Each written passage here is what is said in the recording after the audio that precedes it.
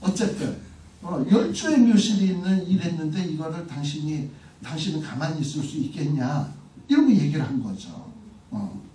그랬더니 4절에 즉각 왕의 반응이 나오죠.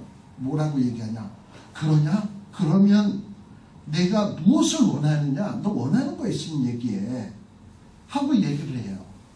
자, 무엇을 원하느냐 얘기하면 어떻게 해야 됩니까? 그 다음 나오는 동작이. 돌려보내 주십시오. 내가 가서 모든 거 깨끗하고 정리하고 오겠습니다. 이 얘기가 나와요. 그런데 여기에서 아주 충격적인 것이 단어가 하나가 나오는데 그게 뭐냐면 네가 무엇을 원하느냐 이랬을 때 내가가 누구예요? 느헤미야가 하늘의 하나님께 뭐 했다? 묵도. 지금 뭐 하는 상황입니까? 왕과 대화 중 아닙니까? 눈 뜨고 말하는 중이잖아. 말하는 중인데 왕이 뭘 원하니? 그러면 원하는 거 얘기하면 되잖아. 근데 이 얘기하는 이 상황에서도 느헤미야는 뭐하냐? 하나님 앞에 묵도하는 거야. 아마 속으로 했겠지. 뭘 원해? 하나님 때문에 왔습니다. 이제 내가 저자에게 원하는 것을 얘기하는데 지혜롭게 얘기할 수 있는 지혜를 주옵소서. 아주 이걸 그냥 속으로 스피디하게 휙 하고 기도를 하는 거지. 이런 묵도를 한 거예요. 그러면서 뭐라고 얘기하냐면은 왕이 즐겨하시고 종이 왕의 목전에서 은혜를 얻어 싸우며 역시 왕 앞에서 자기를 종이라고 합니다. 그러나 느헤미야는 자기는 진짜 누구의 종이라고 생각한다고요? 여호와의 종이라고 생각한다고. 자, 그래서 이렇게 내가 은혜를 얻었고 종에게 왕의 목전에서 은혜를 얻어 싸우면 나를 어디에 보내달라? 나의 열조 묘실이 있는 성읍. 이때도 성읍을 크게 했을까? 나의 열조 묘실이 있는 크게 했을까? 열조 묘실이 있는 이걸 크게 얘기했을 거예요. 2세 3세 된 애가 자기 열조 묘실에 대해서 뭐 그렇게 대단하게 무덤 근처 한 번도 가보지도 않은 친구가 거기에 무슨 애착을 가졌겠어요. 그죠? 네. 근데 지금 이렇게 얘기를 하고 있다니까. 이건 뭐냐면 아닥사스다가 안 들어줄 수도 없게끔 하나님이 지혜를 주신 거예요. 이런 말을 할 수 있었던 것은 4개월 동안 이 사람 앞에서 내게 은혜를 입게 하여 주옵소서 라는 기도가 있었기 때문에 이 말이 튀어나오는 거야. 또 이 말이 튀어나오면서도 또 뭘 원하는데 그렇게 기도를 준비했기 때문에 그 짧은 순간에도 여호와께 묵도하고 또 그 다음에 또 뭐가 나오는 거냐? 열조 묘실이 있는 성읍 이렇게 얘기가 되는 거예요. 이건 철저하게 준비되고 기도로 준비되지 않은 사람은 이렇게 나올 수가 없는 겁니다. 보통 신자는요, 어떤 사람은 이런 계획도 없이 생각도 없이 그저 기도만 안 하는 것보다 낫지. 그러나 하나님의 사람은 기도도 해야 되지만 나는 그러면 뭘 해야지? 그러면서 계획을 세우는 거예요. 그리고 이 계획에 하나님 함께하여 주옵소서 하고 기도하는 거예요. 자, 그렇게 해서 열조 묘실이 있는 성읍에 보내서 성을 중건하게 하옵소서라는 거예요. 근데 이 상황이 뭐였냐? 아까도 얘기했지만 왕후도 곁에 앉아있는 아주 즐거운 잔치집의 분위기였는데 자기네 열조 묘실이 회파됐다, 나 가야 된다 이런 얘기가 지금 이 잔치 분위기에 맞는 얘기입니까? 너 지금 이런 얘기를 꼭 이 자리에서 해야 되겠니? 이렇게 되는 상황인 거죠. 그렇잖아, 분위기가. 왕후도 옆에 있는데, 그리고 잔치 중인데. 그런데 이 말을 듣고서는 왕은 충분히 그렇게 얘기도 할 수 있는데, 왕이 느헤미야에게 뭐라고 얘기하냐? 그래? 너 며칠 걸릴 것 같아? 그럼 갔다 오는데. 그 다음에 언제 돌아올래? 이러고 얘기를 하는 거예요. 그리고 자기를 보내는 것을 어떻게 여기고 있다? Sorry, my mom left some markers and markers here. Markers and markers. Can I get it? Sorry. 너희 뭐 얘네 마음이 널 남겨놓고 갔어? 어디요? 왜 저만? Right here on the whiteboard. 오케이.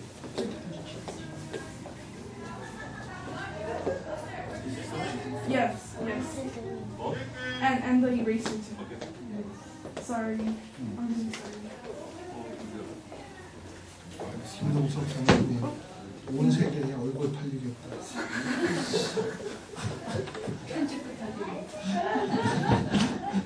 뭐야? 김동석 장관님 온 세계에 얼굴 퍼지겠다. 추천해가지고. 나 지금 무슨 소리가 몰랐어요. 계획세 온 거예요. 자, 그래가지고 여기에 보면 왕이 뜻밖의 얘기를 하는 거죠. 어느 때 돌아오겠냐? 그리고 너 돌아가는 거를 즐거워했다는 거야. 이런 어떤 반응이 나올 수 있었던 배경에는 뭐가 있었다? 느헤미야의 4개월 동안의 기도가 있었다라는 거예요. 그래서 이 기도라고 하는 것이 이게 굉장히 중요한 겁니다. 특별히 중요한 문제를 앞두고 이렇게 기도하는 것이 필요해요. 계획 세우면서. 자, 그리고서는 얼마나 느헤미야가 주도 면밀한 사람인가 하는 것을 보세요. 우리 같으면 어떻게 지금 이렇게 기도해서 왕이 말하면 땡큐 감사합니다. 며칠 내로 다녀오겠습니다 하고 휙 갈 거 아니야. 그런데 그 다음 말을 잘 보세요. 거기 보면 왕이 즐겨하는 것을 딱 보고 기한을 딱 요때까지 다녀오겠습니다. 기한 정했어요. 이걸로 끝내도 되잖아. 근데 왕에게 뭐라고 얘기하냐? 왕이 지금 즐겨하시니까 하는 말인데 내가 돌아가면 요단강 서편에 있는 즉 유다 땅, 사마리아 땅을 다스리는 페르시아에서 파견한 총독들이 있을 거 아니에요. 그 총독들에게 내리시는 조서를 달라는 거야. 자기가 가면 그 총독들이 느헤미야를 도와줘라. 왕의 명이다. 하는 이런 조서를 하나 써달라는 거지. 그러니까 자기가 일할 수 있는 권한을 달라는 거예요. 조서를 달라. 그리고 또 조서만 달라고 얘기하나요? 그리고 또 나를 용납하여 유다까지 무사 통과하게 하시고 페르시아의 왕의 끝발로 그 다음에 또 뭘 하냐? 이 왕의 살림 감독 아삽에게 또 조서를 내려달라. 조서를 내리는데 뭐냐? 내가 영문과 성곽을 건축하려면 건축 자재가 필요하니까 이걸 또 내달라. 그 다음에 또 뭐 합니까? 들보 제목도 달라. 뭐 그야말로 막 주는 거죠. 네. 자, 그랬더니 어떤 일이 벌어졌냐? 중요한 말입니다. 내 하나님의 선한 손. 선한 손이 느헤미야를 도우심으로 왕이 허락을 했다. 자, 그러니까 느헤미야는 왕이 허락만 하면 제목 달라고 해야지, 무사 통과하게 해달라고 해야지, 총독들이 도와주라고 조서 달라고 해야지, 이걸 미리미리 계획을 다 한 거야. 그리고 4개월 동안 기도 속에 그 기도의 제목들을 포함시켜서 계속 집중적으로 해온 거야. 그리고 기도를 하고 때를 만나서 딱 하고서는 얘기하니까 뭐냐? 하나님이 기도하니까 선한 손의 도우심을 인하여서 딱 은혜를 베푸셔가지고 지금 이런 변화가 나타나잖아요. 얼마나 엄청난 모습인가. 근데 여기에서 보너스가 하나 또 생겨요. 9절에 보면 군대 장관과 마병. 이건 느헤미야가 요청한 겁니까? 안 요청한 겁니까?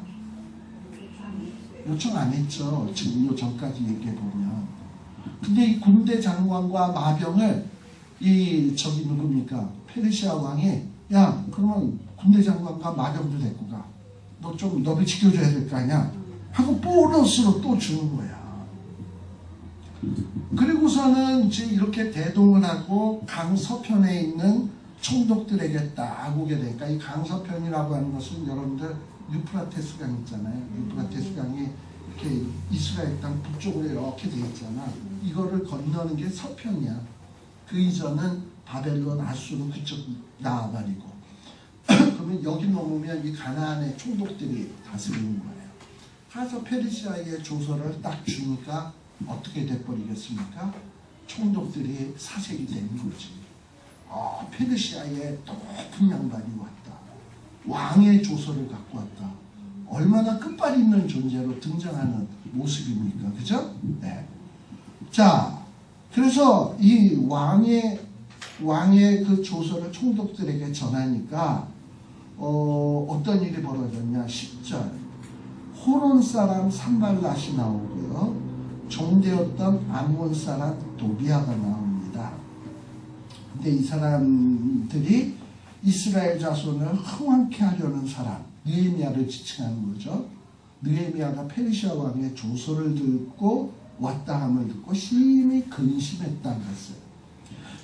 자, 여기서 산발락과 도비아는 어떤 사람인가 하는 것을 좀 알 필요가 있어요. 이 산발락의 앞에 붙는 칭호가 뭡니까? 호른 사람이라는 말이 나와요. 이 호른이라는 말은 모압 지역에 있는 어떤 도시 이름이다 라고 얘기하기도 해요. 또 때로는 호른은 뭘로도 일컬어지냐? 어떤 우상의 이름이에요. 그래서 우리 성경 지명에 보면 벳호른이라는 데가 나와요. 벳이라는 말은 집이라는 말이고 호른은 호른의 집이야. 그러니까 호른을 섬기는 집. 그리고 그 집이 있는 도성을 벳호른이라고 일컬었습니다. 자, 근데 이 호른이라고 하는 지역은 학자들에 의하면 모압 지역에 있는 도시라는 거예요. 따라서 이 산발랏은 모압 사람과 이 이스라엘 사람이 혼혈된 사람이 아닌가. 그러니까 부치는 모압, 모치는 이스라엘, 북이스라엘. 그래서 혼혈된 사람이 아닐까 생각을 하는 거예요. 이렇게 원래 그 바벨론은요, 북이스라엘을 점령한 다음에 북이스라엘 사람들이 민족주의로 뭔가 독립운동하는 걸 싫어해. 그러니까 그 민족 정신을 꺾어버리기 위해서 이방 사람과 혼혈을 시켜버려. 그러다 보면 민족 그 정신이 점점 희미해지잖아요. 독립하여야 되겠다는 생각도 없어지잖아요. 이게 정책이야. 그런데 골수 이스라엘 사람들은 어떠했을까? 그럴 때 난 죽어도 못해. 날 죽여. 이랬을 거 아니에요. 그런 사람들은 굉장히 그 당시에 정치적으로 불이익을 받을 수밖에 없어요. 바벨론으로부터 혹은 페르시아로부터 핍박을 받을 수밖에 없어요. 그러니 이런 사마리아에 있는 사람들이 살 길은 뭐냐? 바벨론이 시키거나 페르시아가 시키면 뭐 이방인과 혼인을 하든 뭐 하든 그렇게 하는 게 살 길이고 먹고 사는데 신상에 편해. 그러니까 뭐 거룩한 공동체 개나 줘야 그래. 일단 내가 먹고 살아야지. 그 혼혈되는 게 무슨 대수냐? 뭐 신앙 지키면 밥 먹여주냐? 이런 거예요. 그래서 혼혈이 된 거예요. 그러다 보니 골수 민족주의자를 북이스라엘의 총독으로 세울 수 있겠습니까? 페르시아 입장에서? 못하지. 그런 사람을 안 시키지. 독립운동할 텐데. 그렇잖아요. 그러니까 누구를 세울 수밖에 없냐면 산발락 같은 사람을 세우는 거야. 혼혈된 사람. 그러니까 이 사람은 철저하게 뭐냐 하면은 이렇게 혼혈도 되고 이런 사람에서 가정에서 자란 사람이니까 신앙, 하나님의 거룩한 공동체 이런 거에 대해서 관심 있을까요? 없을까요? 특별히 내가 총독의 권세를 부여받았을 때 그 끝발을 이용해 가지고 한몫 챙겨야 되겠다. 내가 언제 챙기냐? 이러고선 디립다 뭐 챙기는 데만 급급했을 거 아니야. 그렇죠? 이게 누구냐면 첫 번째 산발랏입니다. 그리고 이 산발랏이라는 이름의 뜻은 뭐냐면 산이라는 말은 달신이야. 달신. 바벨로니아에서는 해, 달, 별을 숭배했어요. 근데 이 산이라고 하는 것은 달신인데 발랏이라는 말은 좋게 여긴다라는 말이에요. 그러니까 산발랏의 이름은 달신이 좋게 여기는 자. 그니 산발랏의 이름만 봐도 이 자가 신앙의 사람일까요? 아니면 불신앙의 사람일까요? 불신앙의 사람이지. 그러니까 이 자는 총독이 돼가지고 그 권한을 이용해서 사마리아 사람, 더 나아가서는 이 당시에 유다는 그야말로 황폐화되고 어느 누구도 간섭하는 데가 없으니까 산발랏이 도비아, 여기 지금 도비아가 나오는데요. 도비아는 암몬 사람이라고 되어 있습니다. 암몬 사람. 근데 이 암몬 사람 도비아를 뭐냐면 도비아는 산발랏의 부하야.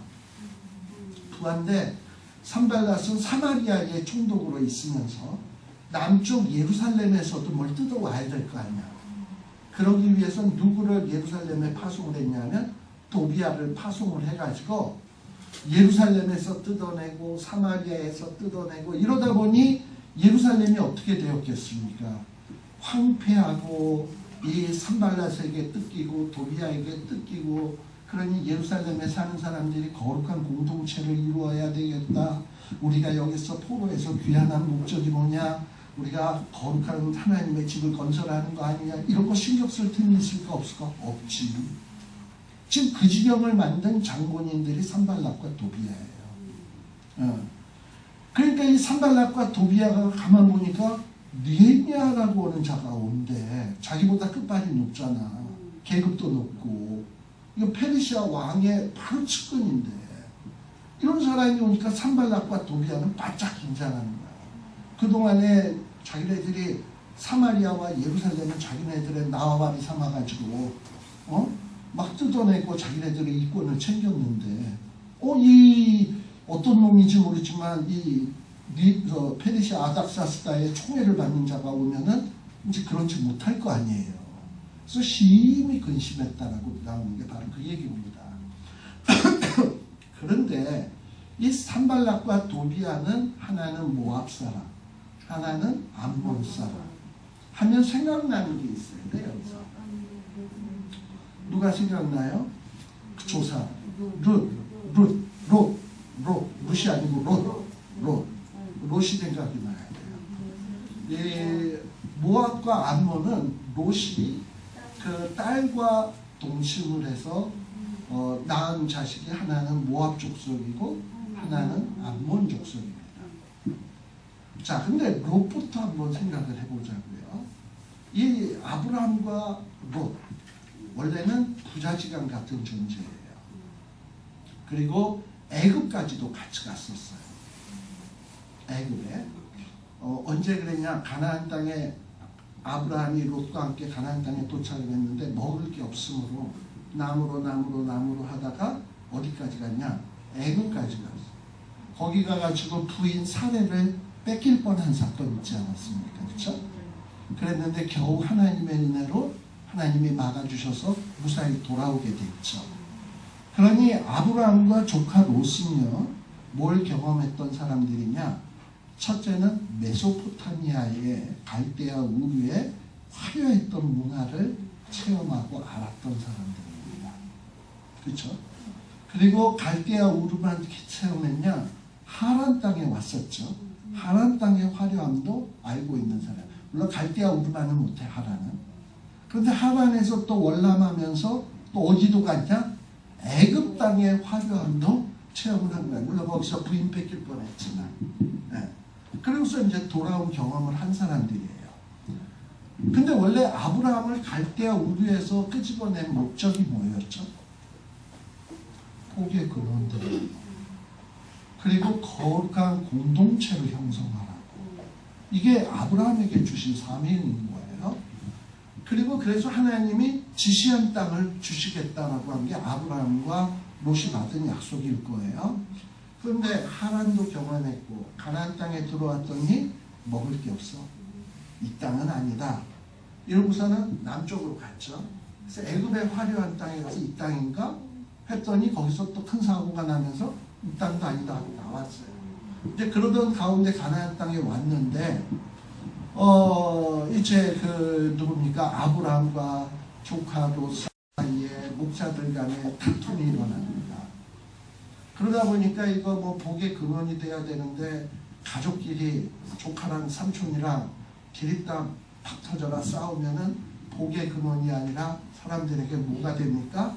조롱의 근원이 되는 거잖아. 그러니까 아브라함이 이건 아니다 싶어서 이제 땅을 딱 놓고 한쪽은 저쪽 소안 사해 지역에 소돔 땅이 보이고 이쪽에는 또 가나안 땅이 있고 그래서 우하면 내가 좌하고 좌하면 우하고 그래서 아브라함도 속마음은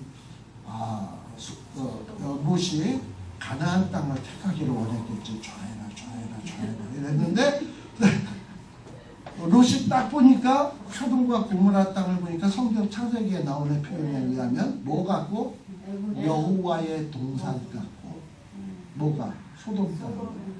그리고 애굽 땅과 같았더라라고 돼 있어요. 제가 애굽 땅 보고 왔잖아. 애굽의 그 화려한 문화, 또 여호와의 동산, 들어서 알고 있는 거잖아. 하나님이 이 땅 주려고 그랬구나. 그러고서는 그 땅을 딱 갖겠다고 한 거야.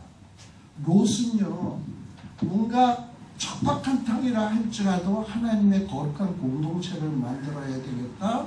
하나님이 주신 사명을 감당해야 되겠다. 이런 거에 관심이 없어. 오로지 뭐에 관심이 있냐? 먹고 마시고 시집가고 장가가고 사고 팔고 집 짓고. 우리 누가복음 17장에 보면 인자의 이맘은 일하여 하니 노새 때와 같으리니 사고 팔고 심고 집 짓고 이런 얘기 나오죠. 그러니까 사고 팔고 집 짓고 해서 평안하게 사는 게 목적이야. 이게 롯의 목적이에요. 그러니까 롯은 땅을 딱 놓고 어디가 하나님의 사명을 감당해야 될 땅이지? 이건 관심 없어. 어디가 내가 잘 먹고 잘 살 수 있을까? 그거 택한 거예요. 그러니 아브라함은 이제 선택권이 없잖아. 그러니까 뭐 자기 이 땅 택할 수밖에. 그래서 뭐 그러니까 이제 그 땅 택하게 된 거죠. 결국은 롯은 어떤 물질에 관심이 있고 세상의 행복에 관심이 있는 사람이지 사명은 없는 사람이에요. 거룩하게 살겠다라는 마음은 추호도 없는 사람이야. 암만 더러운 것들이 있는 곳이라 하더라도 거기서 돈만 많이 벌면 돼. 거기서 행복해지면 돼. 이게 목적인 사람이야. 그게 롯이래요. 결국은 그 딸들은 어떨까? 똑같지 뭐. 그에 비해 그 딸이지. 그러니까 사위들은 어떨까? 똑같지. 롯의 와이프는 어떨까? 똑같지. 자, 그리고 그 다음에 롯의 딸들이 행한 행위를 봅시다.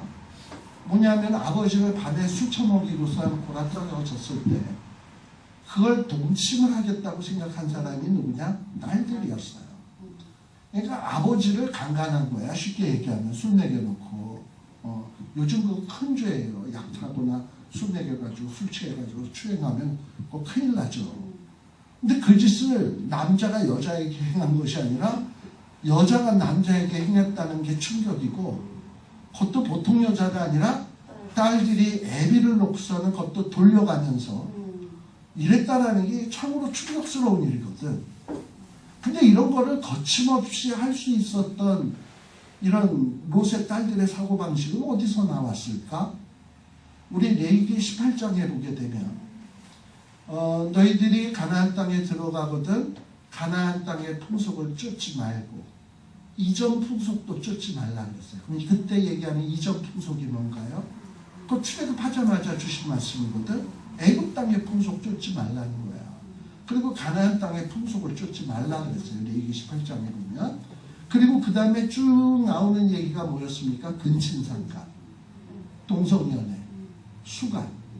그러니까 이게 누구의 풍습이냐면 이집트의 풍습이고 가나안의 풍습이에요. 그리고 에덴 동산 같았으니까 그게 어디의 풍습이냐면 소돔의 풍습이야. 그러니까 소돔에서 그런 풍습 속에서 자라나다 보니까 뭐 애비랑 무슨 성적인 관계를 맺든 이런 거는 아무런 문제가 안 돼. 자기만 행복해질 수 있고 자기 가족이 번성할 수 있고 자기만 쾌락을 느낄 수 있다면 어떤 도덕적인 부끄러움, 윤리적인 수치 이런 거 없어. 그래서 롯의 딸들이 그랬어요. 그러니 거기에서 태어난 족속이 누구다? 하나는 모압 족속, 암몬 족속. 근데 이런 족속들이 지금 누구랑 섞인 거예요? 이런 사고방식을 가진 자들이 이스라엘과 섞인 거야. 섞여서 나온 종자가 누구냐면 하나는 산발락, 하나는 도비아인 거예요. 아시겠죠? 그러니까 이들의 관심사는 뭐냐? 왜 사마리아 사람들이 이렇게 유다 백성들에게 천대를 받냐? 우리가 이 느헤미야서나 에스라서를 보면서 우리 신앙인으로서 좀 보면서 불편한 구석이 좀 있는 게 있어요. 그게 뭐냐면 처음에 수룹바벨이 와서 성전 지을 때 여호수아와 함께 그때 사마리아 사람들이 와가지고 우리도 성전 짓는데 참여하게 해달라. 그랬더니 수룹바벨과 여호수아와 이 지도층이 이런 지하에 거절하지 않습니까? 아니 성전 건축하면 진짜 일손 하나가 부족한데 그것도 또 성전 건축하겠다고 오는 사람한테 야박하게 너네들하고는 뭐 볼 일이 없으니까 너희들 여기 참여 못해 하고 이렇게 거절하는 거는 너무한 건 아니냐? 하나님의 일 좀 해보겠다는데 시켜주지. 그렇게 매몰차게 그렇게 차갑게 대할 수 있나? 신자들이 원수까지 살아나라고 했는데. 그래서 이 부분이 좀 굉장히 불편해요, 사실은. 근데 이거를 뭘 알면 이게 해결이 되냐 하면 산발락과 도비아의 뿌리를 알면 해결이 돼요. 산발락과 도비아 그 조상 롯의 때서부터 롯의 딸들 그 우선 모압과 암몬은 하나님의 일에 관심이 있는 자가 아니야. 자기네들의 이익과 쾌락과 행복에만 관심이 있는 자야. 아시겠어요? 그러면서 산발락과 도비아도 이 사마리아 총독으로 있으면서 또 도비아를 예루살렘 총독 비스무리하게 보내놓고 하나님의 거룩한 공동체에 이루는 데는 관심이 전혀 없어. 예루살렘에서 뜯어내고 사마리아에서 뜯어내는 일에만 관심이 있는 거야. 거룩한 공동체가 세워지던 말건 그건 자기네들하고 관심이 없는 거예요. 이게 산발락과 도비아의 정체다라는 거예요. 게다가 여러분들 그 산발락은 어디 사람? 모압 사람. 모압 사람 하면 또 생각나는 인물이 있어야 돼요.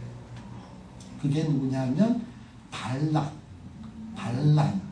우리 민수기에 나오죠. 민수기 22장서부터 모압왕 발락이 이스라엘 백성들이 완전히 밀물처럼 가나안 땅을 향하여 막 오니까 자기네들이 위협을 느낍니다. 그리고 이스라엘 백성들이 가나안 땅에서 거룩한 공동체를 세우면 자기네에게 큰 손해가 될 것 같아요. 그래서 자기네들 입장에서 보면 모압 사람 입장에서 보면 이스라엘은 뭐 해야 되는 민족이야? 망해야 되는 민족이야. 망해야 돼. 그래서 이 모압왕 발락은 어떻게 하냐? 발람이라고 하는 선지자를 고용을 해가지고 이스라엘 백성들을 저주해요. 그래가지고 어떤 저주하는 일들을 하게 되죠. 근데 하나님이 막으셔가지고 축복만 했잖아. 그러니 발람은 이거 뭐 좀 저주를 해가지고 복채라도 좀 받아야 될 텐데 하나님이 막으시니 복채 받을 일이 없어졌네. 그러니 얼마나 손해야. 그런데 나중에 보게 되면 발람이 어떻게 하냐? 뭐 저주는 못했지만 뒤로 가가지고 내가 저주 안 해도 쟤네들 망하게 할 수 있는 방법이 있어. 뭐냐? 모압에서 쭉쭉빵빵 잘 빠진 여자들 좀 준비해놓고 고스비를 위시해서 그렇게 해서 이스라엘의 남자들을 바알 부올산에 초대를 해라.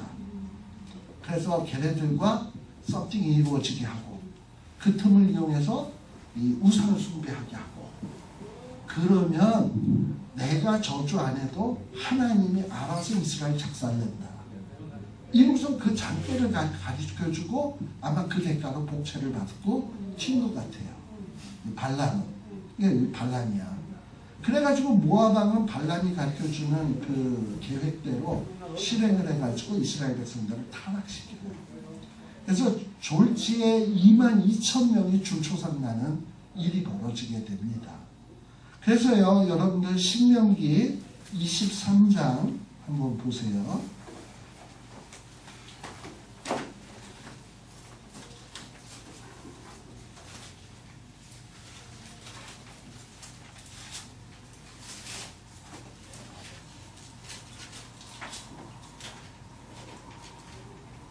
(23장 3절)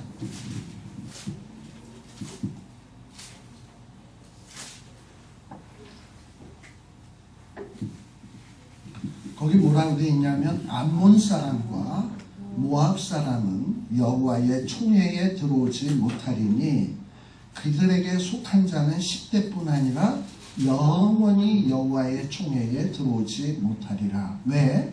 4절에 보면 그들은 너희가 애굽에서 나올 때 떡과 물로 너희를 길에서 영접지 아니하고 영접커녕 뭐했다? 메소포타미아의 부돌 사람 부올의 아들 발람에게 뇌물, 복채를 주어가지고 너희를 저주케 하려 했던 인물이다. 그러니까 이 모압과 암몬 사람들은요, 철저하게 이스라엘 백성들이 가나안 땅에 들어와서 거룩한 공동체가 세워지는 것을 싫어하는 사람이야. 이 거룩한 공동체가 망하기를 바라는 존재야. 그러니 이들이 위장해가지고 양의 탈을 쓰고 우리도 성전 지을게 도울게 하는 것은 진실이 아니에요. 거짓이에요. 그래서 엑스맨으로 성전 지으러 돌아와서 회방 놓고 망쳐놓겠다는 거야. 그런 걸 간파했던 스룹바벨과 여호수아가 그런 걸 딱 간파를 하고, 또 신명기 말씀에도 나오잖아. 23장 3절에 모압 사람들을 쟤네들 믿을 존재가 못하니까 절대 총회에 들이지 마라. 그런데 이 산발락과 도비아 사마리아 사람들이 모압과 암몬에게 혼혈된 사람들인데, 이런 인간들이 와서 성전 짓겠다고 하는데 그 안에 포함시킬 수 있어요? 못하게 딱 자른 거지. 그리고 그렇게 해서 거절당하니까 더 이들은 악에 맞춘 거지. 그리고 지금 제 세월이, 그때 처음에는 수룹바벨 여호수아 때지만 그때 성전 완공이 516년이잖아요. 그리고 지금 느헤미야가 와서 활동하던 때는 455년이란 말이야. 그럼 벌써 60년이 지난 세월이 흐른 거거든. 그러면 이런 상황에서 이 느헤미야가 와가지고 이때에 지금 총독 역할을 하는 사람이 누구냐? 산발락과 도비아인데, 얘네들은 그때 그 방에 놓던 사람들의 피를 이어받고서 여전히 지금 이 유다 나라에 거룩한 성전 세워진 거를 어떻게 해서든지 또 회방 놓게 하고 성벽을 자꾸 무너뜨리고 자꾸 쳐들어와서 도비아를 이용해서 뜯어가고, 이러다 보니 이 이스라엘 유다 백성들이 지쳐가지고 거룩한 공동체를 나발이고 내가 먹고 살기 바빠 죽겠는데 이런 지경이 돼버린 거예요. 여기에 대해서 속상한 느헤미야가 마침내 페르시아의 공권력을 이용해가지고 지금 등장하게 된 겁니다. 그러다 보니 이 산발락과 도비아가 바싹 긴장하게 된 거지. 바싹 긴장해가지고 지금 뭐라고 얘기하냐? 심히 근심을 했다라는 거예요. 심히 근심을 하고, 야, 이거 큰일 났구나, 지금 이런 생각을 하고 있으면서 다음 얘기가 전개가 되는 겁니다. 그래서 다음 얘기는 우리 다음 시간에 하기로 하고, 오늘 여기까지만 얘기하도록 하겠습니다. 그래서 느헤미야서를 좀 이런 어떤 스토리 전개식으로 하면서 어떤 의미들이 있나 한번 여기 좀 살펴볼까 생각합니다. 그리고 느헤미야서를 쭉 보다 보니까 오늘 시대에 참 맞는 말씀이다라는 생각이 들어요. 사실 사탄의 엑스맨들이 오늘날 교회 안에 너무 많이 들어와 있습니다. 그리고 교회를 허물기 위해서. 이럴 때 어떻게 하면 개독교를 기독교로 회복시킬 것이며, 무너져가며 어떤 공동체 정신, 거룩한 사명, 거룩한 나라 건설, 이런 의식이 없이 그저 교회에 와서 주여 복주옵소서, 직장 승진하게 하소서, 취직되게 하소서, 대박나게 하소서, 기도 제목이 온통 그거잖아. 그게 아니라 하나님, 내 거룩한 사명이 무엇입니까? 이 사명을 감당할 수 있도록 주의 은혜를 입게 하옵소서. 이런 기도하는 사람이 없잖아. 그러면 소망이 없는 거예요. 그래서 이런 회복이 있기 위해서는 우리가 이 느헤미야서, 에스라서, 느헤미야서를 필수적으로 아주 꼼꼼하게 공부를 할 필요가 있다. 그리고 그런 어떤 개혁의 원리들, 이런 원리들이 에스라, 느헤미야서에 있다라는 거예요. 근데 한 가지 결론적으로 얘기한다면, 느헤미야 13장까지 있는데요. 13장에 보면 또다시 이스라엘 백성들이 또 타락해요. 그렇게 개혁을 하고 성벽도 재건하고 다 했는 거예요.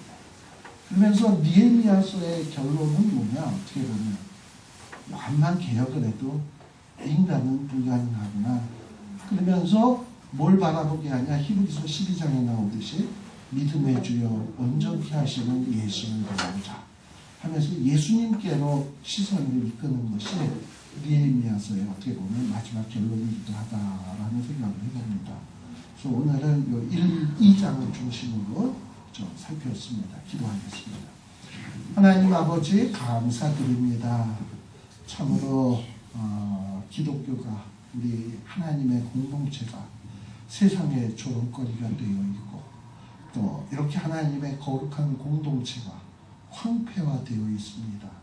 아마 우리 때가 지나고 또 우리 다음 때가 지나면 어쩌면 우리들이 지금 예배드리고 주로 섬겼던 그 공간이 술집으로 또는 체육관으로 극장으로 바뀌어져 있을지도 모르는 어떤 이런 위기에 처해 있는 줄 압니다. 하나님 아버지, 포로지에 있었던 정말 척박한 이스라엘 백성들은 그곳에서도 에스라를 길러냈고 느헤미야를 길러냈고 귀한 믿음의 아들들을 길러냈는데 정말 우리는 뭐 하고 있었는지 생각할 때 너무나도 가슴이 답답하고 하나님 앞에 마음이 아픕니다. 아버지, 우리를 불쌍히 여겨 주옵소서.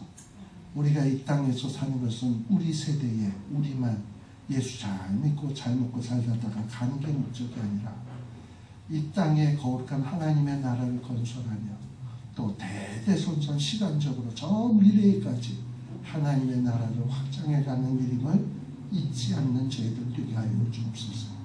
이 일을 위하여 기도하게 하시고 무릎 꿇게 하시고 또 말씀으로 끊임없이 원리를 발견하게 하여 주시고 이 말씀 붙들고 정말 끊임없이 개혁해가는 이 운동이 일어나게 하여 주시옵소서. 예수님 이름으로 기도드리옵나이다. 아멘. 마치겠습니다.